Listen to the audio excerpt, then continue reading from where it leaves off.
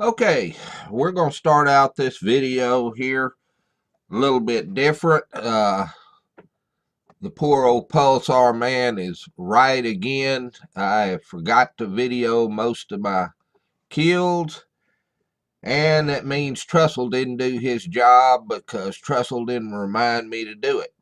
But we're going to start out here with a picture there. This picture is just me cleaning a hog. As you can see, those hogs are 5 to sometimes 6 foot long. And if you'll notice right here, you got to split these hogs all the way down from stem to stern to gut them.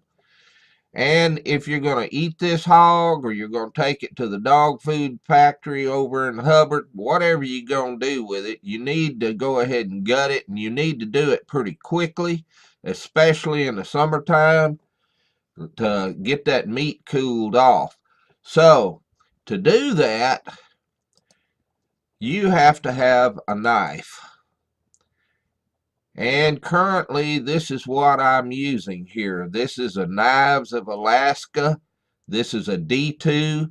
As far as I know, Jamie may correct me, D2 steel is the hardest steel there is. Now, it's not stainless steel. This will rust. But this is the hardest, the sharpest, that holds it the longest of any of these knives. Now, this knife has a big gut hook here.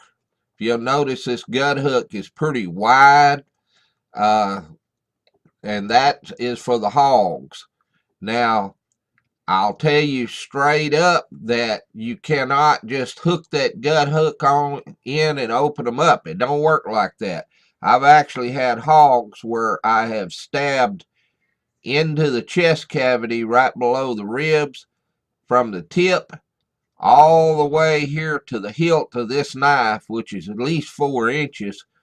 And I've had to come all the way down that hog and make an incision before I could even use this gut hook to open up the chest cavity.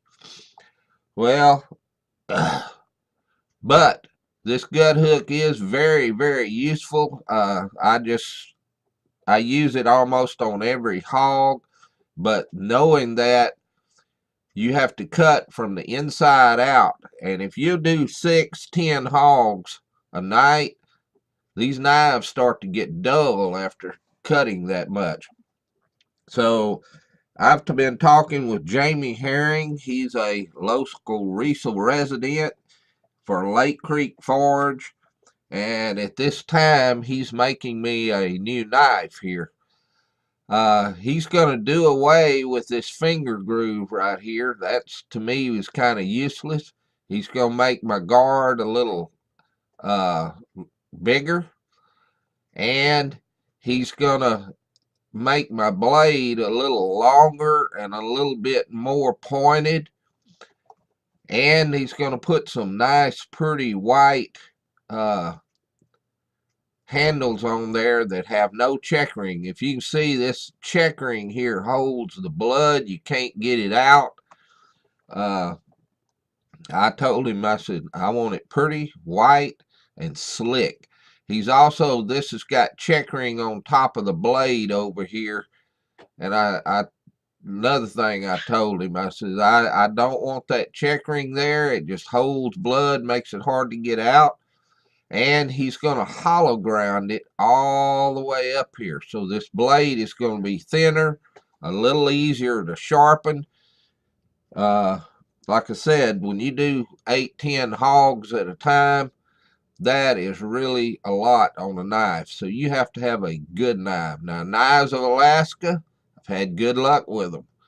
This is a very, very good knife. I've been carrying this for a while. The sheath is almost as important as the knife. So anyhow, Jamie is making me one right now. I don't know if he's going to heat treat it twice. He also has a cryo where he cryo treats it, and he can make them pretty hard. Now, any good knife is also going to be a certain degree brittle, so you can't chop bone, you can't do anything but cut with them. Anybody that tells you different, they either have a sorry knife or they're not going to cut much because they're going to dull it or break it, one of the two. And I want my knives razor sharp. If this knife won't shave your face, then it's not sharp enough. You can't hardly clean one of these hogs with a dull knife. Okay, here we go with the videos. The first thing we're going to start with, this is a video I've actually put on before, but I want to show you about a hunt here. If you'll notice this hog right here, you've seen this video probably in the past, but this hog is quartering away. Well, the ideal shot on this hog, yes, quartering away. Ideal shot on this hog is right here behind the front leg where that bullet travels up, hits the heart, and takes him down right away. Now, you're going to see this hog here turn just a little. Once he's broadside, the ideal shot is right under that ear right there. And if you notice, I'm zeroing in on the ear. Well, when he puts his head down, I don't have that shot. Then I go back to the leg, and he runs. He don't run 10 or 15 yards, something like very far, and he falls. He was hit right there behind that leg, but you always want to go behind that ear if you can, because that's going to kill him instantly. Put him down right there. Okay. We went out the other night. This was a highly supervised hunt. There's supervisors everywhere right there. Now, everybody asks, how do you tell between a hog and a cow? Well, I don't know. Sometimes it's hard to tell the difference at a long distance, but you should not be shooting these hogs from 200-300 yards. You don't have to. I mean, you can sneak up on them. They don't see very well as long as you keep the wind. But hey, you got all kinds of things like right here behind this cow that they know that. So what happens is, if I were to shoot that coyote right there, you can tell that's a coyote. That bullet's going to crack when it goes past those cows. They're going to take off running, maybe run through the farmer's fence.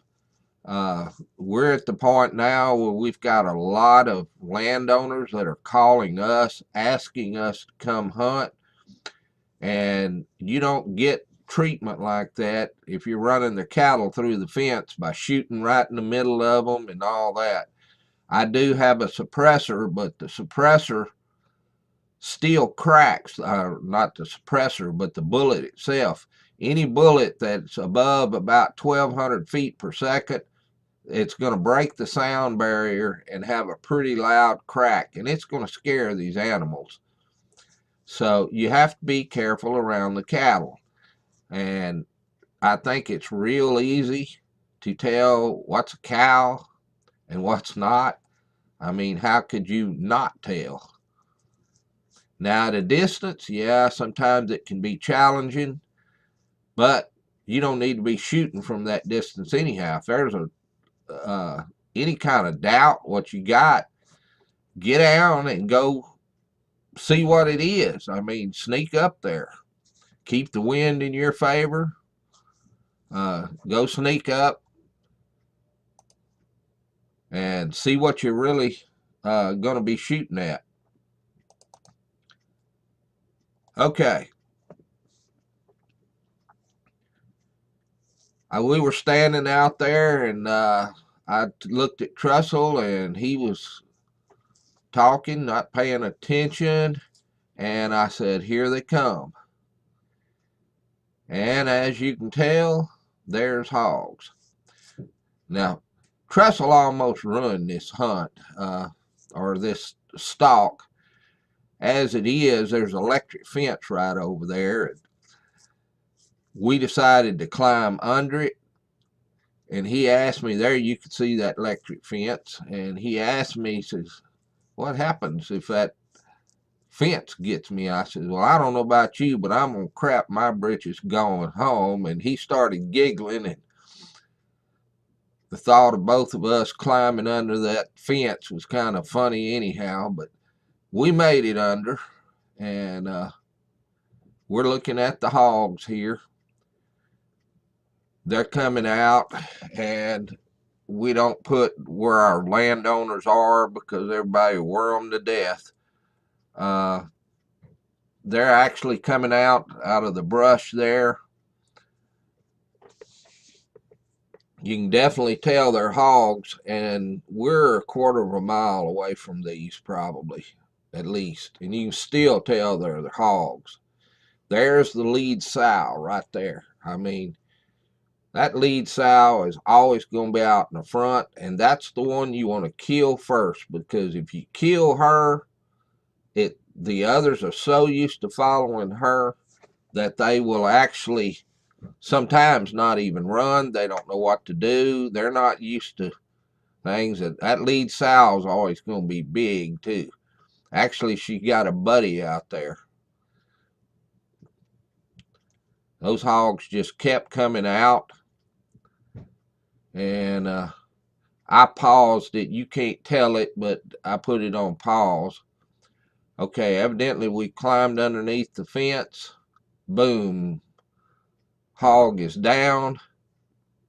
They're running. I want to kill that one, but I don't want to shoot it in the butt. Nobody's giving me a shot. And remember what I said about the lead sow? Trussell was actually shooting that one, and it's down. We see the 1, 2, there's 2 down. I didn't see another hog. Well, since the lead sow's down, it turns out that all of a sudden one of these others came back. I don't know if I get it here or not, but Trussell's going to kill it. It just appeared. You know, we're looking for these others that's running, and we didn't know that this one comes straight back. We always section it off. Whoever's on the right takes the right hog. Whoever's on the left. See a hog down there. We're still looking for more hogs. Boom, there's that third hog that come back. Trussell just got through killing it. So anyhow, I always zoom in. Pulsar scope's got a remote control, makes it quick, easy, and makes all the difference in the world. And we're still looking for more hogs to kill, because they just kind of appear out of nowhere.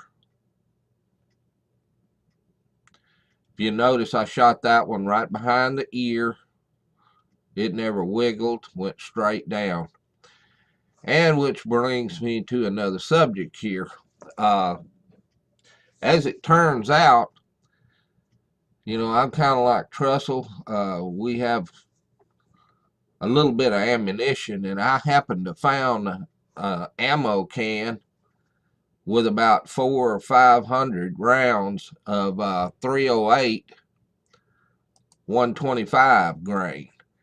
And I loaded these a good while ago, mainly for coyotes, but most of the 308s have a 1 in 10 twist in them, and with a 1 in 10 twist, they really don't handle the 125s that great. 125 is a cheap bullet. Sierra Game King, I believe. I don't even know if you can buy them anymore. If you can, they're pretty good bullets. They just seem to put these animals down real well. They hold together. They got a lead tip on them. They're not target bullets by any means, but we notice that the AMAXs sometimes they get a little inconsistent. Sometimes they over penetrate, Sometimes they just disintegrate. Anyhow, I didn't have nothing else to do with these 125s. I reload. I didn't really want to sell ammunition, so I decided I'd shoot them up. So, thing is, nobody wants to resight their gun. I mean, poor old Rich Collier, he's going to have a cow, but I'm going to do him in anyhow. He's going to tell you that right here, you've got an A, B, and C. And what that is, that allows your thermal scope to be sighted in on 3 rifles. Well, I guess you could do it like that, but I don't know of anybody that takes a scope off one rifle and puts it on another and then just trusts their zero. It don't work like that. That thing will be off, and I ain't no way I'd do that. So this is the Wi-Fi, which won't work with my phone. It works with everybody else's. Won't work with mine, and this is how it kind of interprets the background. And this setting right here is called semi-automatic, and that has to do with the calibration of the thermal. What I've found is that our little monoculars that we use to look when we're going down the road or parked out in the field that we're just scanning with, we leave that on automatic all the time because that automatically keeps everything calibrated. That ain't good when you get out here hunting, because you get ready to shoot and all of a sudden it automatically does that nuck, and for about a second and a half, 2 seconds, you don't see anything. It freezes. So I run this on semi-automatic. That means that I have to automatically or calibrate it myself manually. And yeah, it'll get little lines in it occasionally. If you notice these little lines here, that's kind of like when it needs to be calibrated. And I'll just hit the button and do it. So right here is it's gonna be an A, B, or C.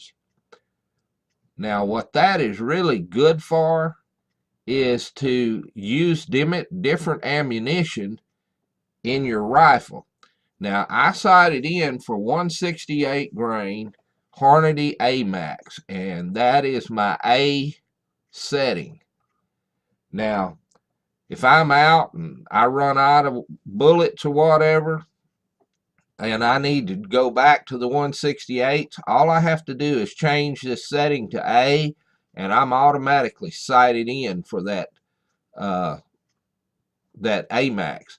If you know it's on B right now, the B setting is the 125 grain Sierra Game King. I can't even tell you what they'll shoot. I don't know if they'll shoot an inch group at 100 yards or not. Don't know, don't care. All I know is it hits hogs and it kills them, and the ammunition didn't really cost me much. Okay, I'm going to start this video going here.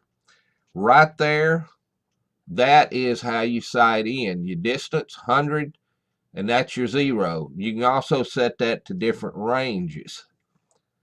This next setting here, right here, that's something most people don't ever show you. That's going to be your reticle setting. All these are different reticles that you can select. I like the circle, all kind of different reticles.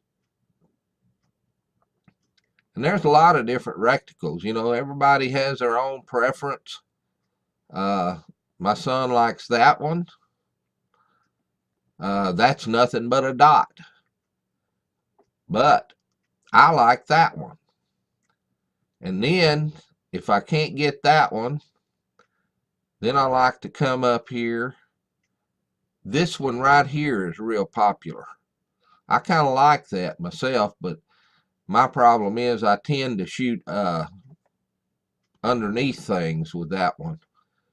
So, this is your different reticles that you can select. I'm set on black because I shoot on white hot most of the time. And I'm set on the B setting, and that's the 125s. Now, if I get another one, I can sight in on C and put a different type ammunition in there and go from there. So that's what I like to look at. It's set real low. I think I'm on setting 3. Anyhow, we went out last night. We did have a little luck. I forgot to film most of the hunts, but if you'll notice, that's my mule. It's very dirty, but it is completely full. We actually tried to stack those in there a little better, tried to line them up like cardwood to see if we could get more in there. And that kind of worked out. Wound up killing 674 pounds. We would have got more, but I guess me and Trussell are too polite to each other because we both had at least one situation where we killed another hog, but we didn't think the other one was ready. And at one time I told him to hold on when I should have told him to shoot. Long story, but the wind was at our back. The hogs smelled us. And those are all our hogs there. I don't know how many that is, 6, 7, something like that. But anyhow, we don't leave them laying in the field. We take them all with us. And you say, well, the buzzard's going to eat them. The thing is, the buzzards may eat some of it after they pop open, but you still got bones out there. And if a farmer gets a bone through his tractor tire, he's not going to be too happy about that. So it's best to carry them off. You know, even if you're not going to sell them in Hubbard or eat them or whatever, it's best to take those hogs out of the field. And that can be so hard to do sometimes because, you know, they're heavy. All these hogs were pretty good hogs. There wasn't no monsters in there. We didn't kill hardly any solitary boars this last time. It's weird how that worked. So anyhow, we're real excited to see what Jamie comes up with at Lake Creek Forge. His number is 254-405 1023, 254-405-1023, and he is our local knife maker here, so we're excited to see what kind of knife he's going to come up with for me. And that's Texas Hog Hunting. Hopefully Trussell will do a better job next time and remind me to cut on record where we can have more kills on film, but I think he's kind of like me. Oh, and I almost forgot. We had one field that for some reason the hogs disappeared. We had been killing hogs there for a long time, and we just flat this last couple hunts, we have not seen a hog there. Couldn't figure out why. The hogs have been exceptionally spooky, and this is the first time I've seen Trussell rattled in a while, but we come upon a mountain lion at about 20 yards. And no, we didn't shoot him. We sure would have if we could have, but we never got the opportunity. And a mountain lion at 20 yards will really get your attention, but I don't know if we snuck up on him or he snuck up on us, but we were scrambling, but we didn't get a shot at him. We did kill at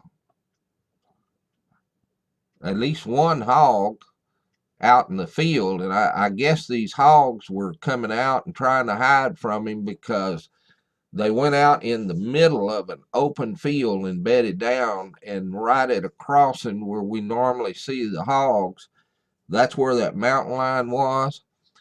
So it might be that they knew he was there and was hiding from him. But anyhow, we were excited. We didn't kill him. He's still there.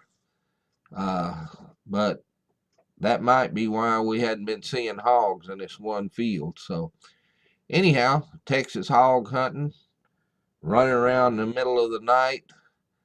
It's never a dull moment. Thank you for watching.